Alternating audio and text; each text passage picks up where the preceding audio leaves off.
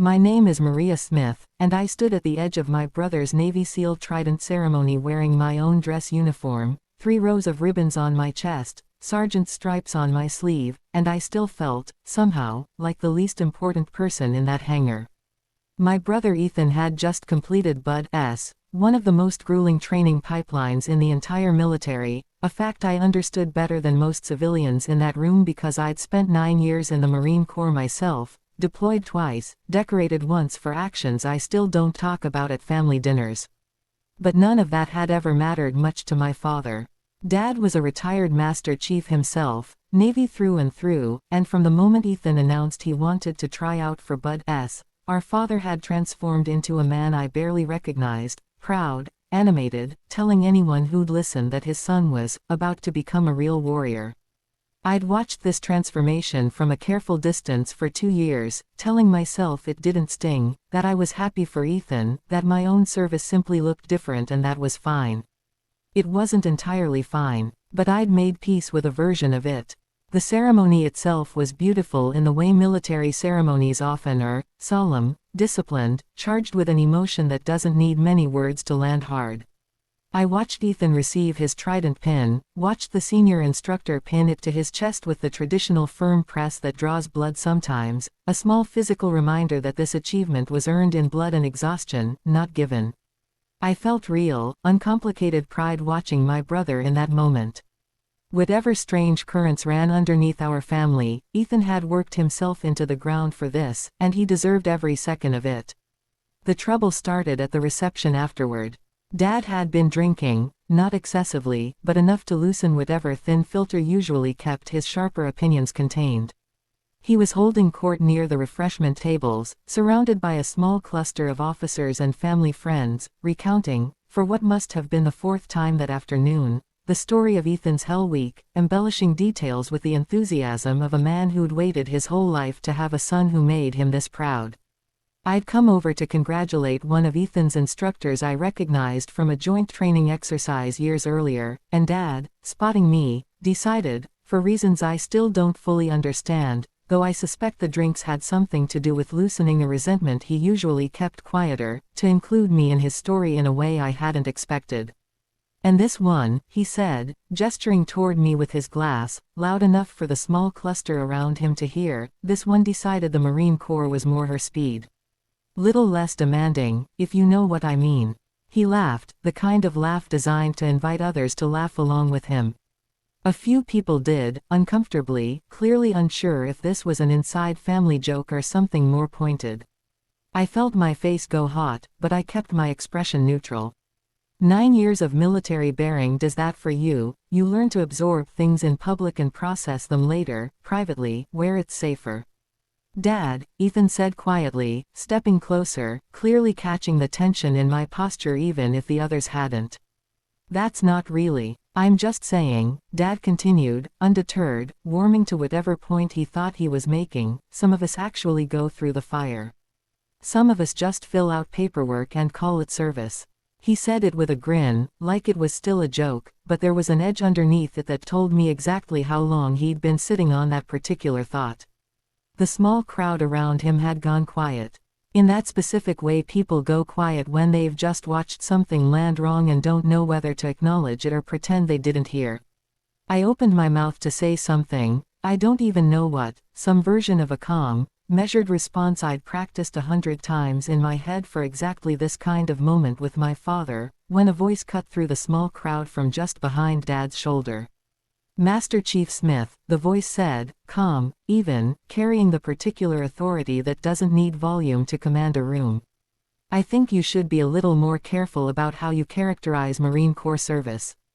Especially, the voice added, with a pause I felt in my chest before I even understood why, in front of the officer who signed off on the intelligence assessment that kept 3 of my SEAL platoons alive during a joint operation 2 years ago. Dad turned, confused, his easy smile faltering as he registered who was standing there. It was Vice Admiral Whitmore, Ethan's own training command senior officer, a man Dad had been trying to impress all afternoon without realizing the Vice Admiral already knew, in far more detail than my father ever had, exactly who I was and exactly what I'd done. For a long moment, my father simply stared at Vice Admiral Whitmore, the color draining from his face as the pieces clicked together too slowly, the way they do when you've just realized you've been performing confidence in front of someone who actually knows better. "Sir," Dad managed, straightening instinctively, decades of Navy conditioning kicking in even through his confusion. "I wasn't aware you two were acquainted." "We're not, exactly," Admiral Whitmore said, his eyes shifting to me briefly, something like recognition and respect passing across his expression before returning to my father. "But I know Sergeant Smith's record. I made it my business to know it, actually, about 2 years ago, when a piece of intelligence work she led directly prevented what could have been a catastrophic ambush during a joint operation in a region I'm not at liberty to name in detail here." I felt my pulse quicken, not from pride exactly, but from the sheer disorientation of hearing my own classified work referenced, in broad strokes, in the middle of a reception hall full of people who had no idea what I'd actually done overseas. I'd never told my family details. Some of it I legally couldn't. Most of it, honestly, I simply hadn't wanted to. The things I'd seen, the decisions I'd made under pressure that still visited me some nights, weren't stories I felt like turning into dinner table anecdotes the way Dad so easily did with Ethan's training exploits. "She led a small intelligence and reconnaissance element attached to a joint task force," the Admiral continued, addressing not just my father now but the small cluster of people who'd gathered, drawn by the shift in energy the way people always are when something unexpected happens at a party. Her team identified an ambush position that had gone undetected by 3 separate reconnaissance passes before hers. Because of that work, an entire SEAL platoon, men under my command, walked into that valley prepared instead of blind. I don't know the details of what it cost her personally to get that intelligence right. I do know that 4 of my men came home to their families because of it, and I've made a point of remembering her name ever since. The reception hall had gone properly quiet now, the kind of silence that has weight to it. I could feel eyes on me, Ethan's, wide with something between shock and a strange new form of pride. Some of the officers who'd been laughing along with Dad's joke a few minutes earlier now looking distinctly uncomfortable, recalculating something in real time. My father's mouth opened, then closed. I'd rarely, in my entire life, seen him at a loss for words. He was a man who always had a story, always had an angle, always knew exactly what to say to command a room. Watching him fumble for anything at all was almost disorienting. He started. "I wasn't aware of the specifics of her deployment. She's never really talked about." "With respect, Master Chief," the Admiral said, his tone still even, still controlled, but carrying an unmistakable firmness now, "that's precisely the point.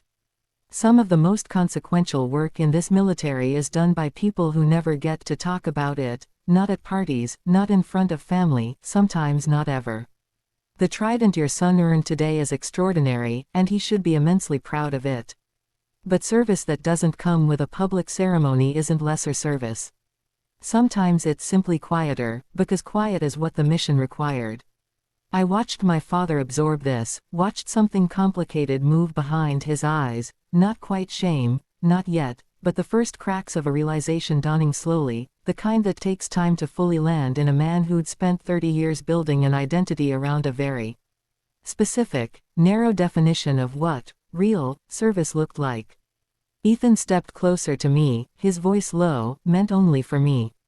"Maria, why didn't you ever tell me any of this?" "Because most of it's classified," I said quietly.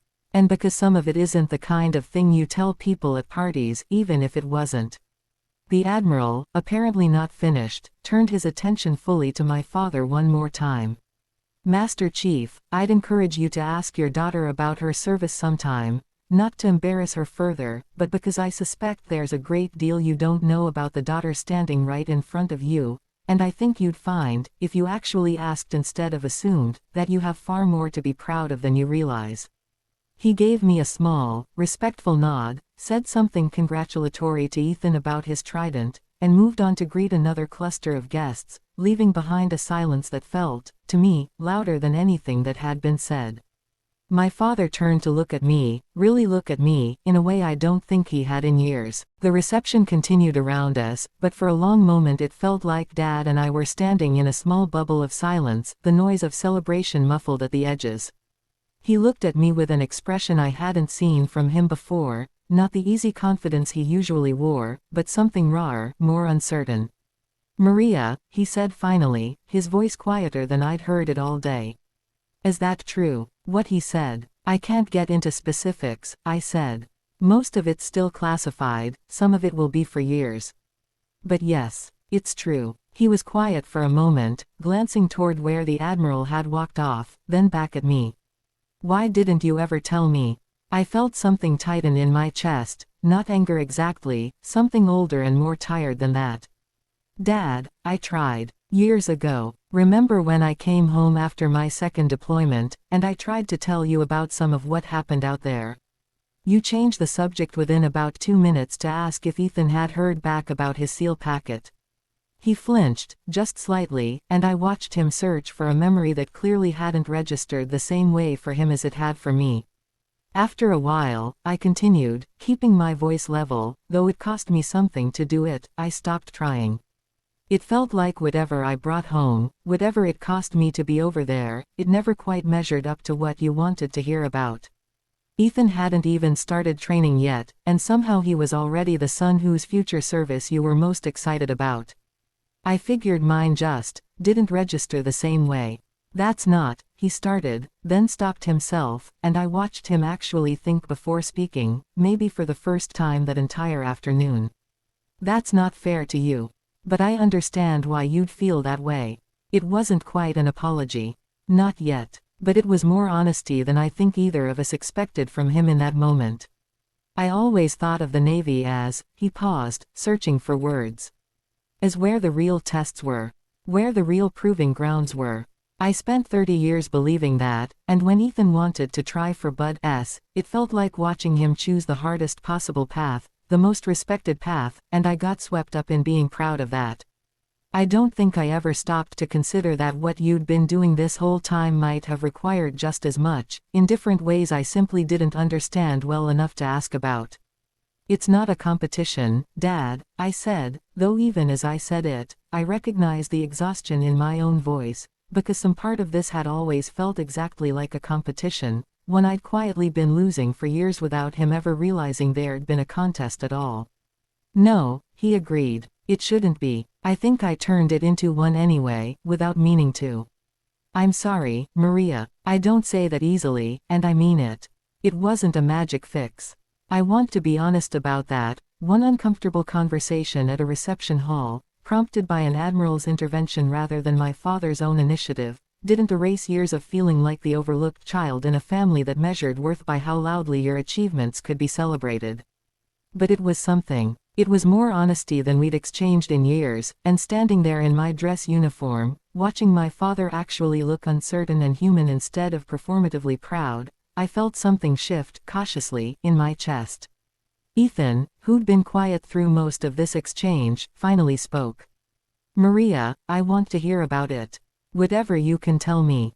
Not because Dad's finally paying attention, but because you're my sister, and I should have asked a long time ago instead of just assuming your service was less demanding because it looked different from mine."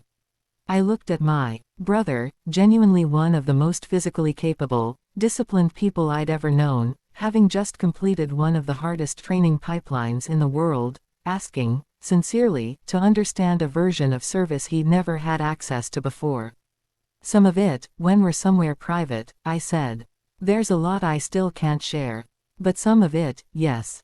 I'd like that." Dad nodded, something loosening slightly in his posture, like a weight he hadn't fully realized he was carrying had shifted, even if it hadn't disappeared entirely. "I have a lot to make up for," he said quietly. "I know that." The rest of the reception passed differently than it had begun. Word had clearly traveled in the quiet, efficient way it does through military circles, because several officers who'd laughed uncomfortably at Dad's earlier comment made a point, over the next hour, of approaching me directly, a Navy captain who'd apparently served alongside someone from my old unit years earlier, a young SEAL candidate who asked, with genuine curiosity rather than condescension, what intelligence work in the field actually looked like day to day. I found myself, for the first time in longer than I could remember, talking a little more openly about pieces of my service, not the classified specifics, but the shape of it, the weight of it, the parts that were mine to share. Dad hovered nearby for most of it, quieter than I'd seen him in years, listening in a way that felt different from his usual half-attention. At one point, I caught him watching me mid-conversation with an expression I didn't fully recognize on his face until later that night, replaying it in my head, something like regret, mixed with a kind of late, aching pride he didn't quite know how to express yet. Ethan found me near the end of the evening, his trident pin still fresh on his chest, a small trace of blood still visible at the edge where it had been pressed in. "Hey," he said, quieter than his usual easy confidence. "I owe you an apology too. I never really thought about how it must have felt, watching Dad get so wrapped up in my training the last 2 years. I was so deep in just trying to survive but I didn't think about what it looked like from your side."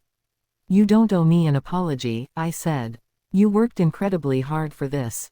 I'm proud of you. That's not complicated for me." "Maybe not," he said. "But I think I let myself enjoy Dad's attention without really noticing it was coming at your expense." "That's on me too, a little." We stood together for a moment, watching the last of the guests filter out of the hangar, the sun starting to lower outside the open bay doors, casting long gold light across the tarmac. "Can I ask you something?" Ethan said. "That intelligence work, the ambush thing the Admiral mentioned. Were you scared?" I thought about it honestly before answering. "Every single day out there. Fear was just part of the job. You learn to work through it instead of waiting for it to go away." He nodded slowly, something in his expression shifting, not the easy, uncomplicated admiration he'd probably expected to feel toward himself today, but something quieter, more thoughtful, directed instead toward me.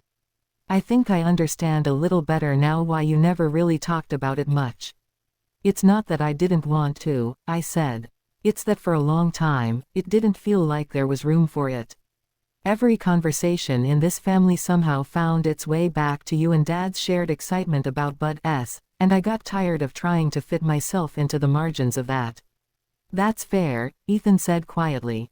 "I hope that changes." Dad approached us as the hangar began emptying out, keys in hand, looking, for the first time all day, genuinely uncertain rather than performatively confident.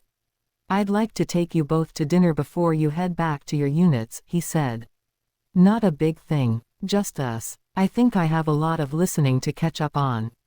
I looked at my father, a man I'd spent years quietly resenting for a blind spot I don't think he'd ever fully recognized in himself until an admiral forced him to see it in front of a room full of people, and felt something complicated but not entirely unhopeful settle in my chest. "I'd like that," I said.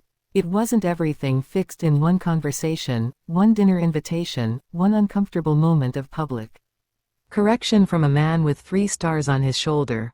Some of what I felt, years of feeling secondary in my own family, of learning to quietly accept less space than I deserved, wasn't going to dissolve because my father finally, belatedly, understood something he should have asked about years earlier, but it was a start, and for the first time in longer than I could remember, that felt like enough to build on. Dad picked a quiet steakhouse near the base, the kind of place with dim lighting and leather booths, more suited to serious conversation than celebration. Ethan came straight from checking into his quarters, still moving with the stiff, careful gait of someone whose body had spent months being pushed past reasonable limits. I arrived last, having changed out of my dress uniform into civilian clothes for the first time all day, and something about that small act of shedding the formality made me feel more like myself walking through the door. Dad stood when I approached the table, something he hadn't done in years, a small, old-fashioned courtesy that caught me off guard.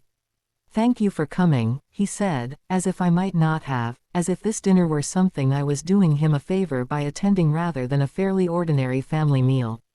Conversation started slowly, careful in the way conversations are when everyone at the table knows something significant shifted earlier that day and nobody wants to say the wrong thing and undo it.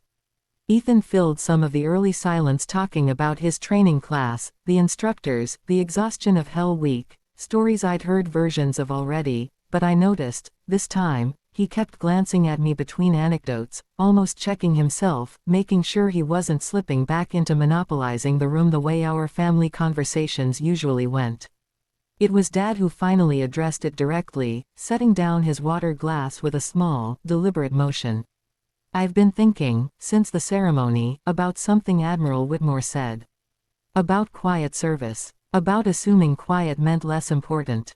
He paused. "I think I've spent 30 years believing my own service mattered because it came with visible markers, rank, recognition, stories I could tell at parties. And I think I built the same expectation for both of you, without realizing some of the most important service doesn't work that way. Ethan's does, in its own way, visible, celebrated, dramatic. Yours never did, Maria, and I think I mistook that invisibility for absence." I didn't say anything right away. Some part of me wanted to soften it for him, the way I usually did, deflect with a joke or a quick, "It's fine, don't worry about it." But I made myself sit in the discomfort instead, let him actually finish reckoning with it out loud rather than rescuing him from it. "I'm not asking you to tell me everything," he continued.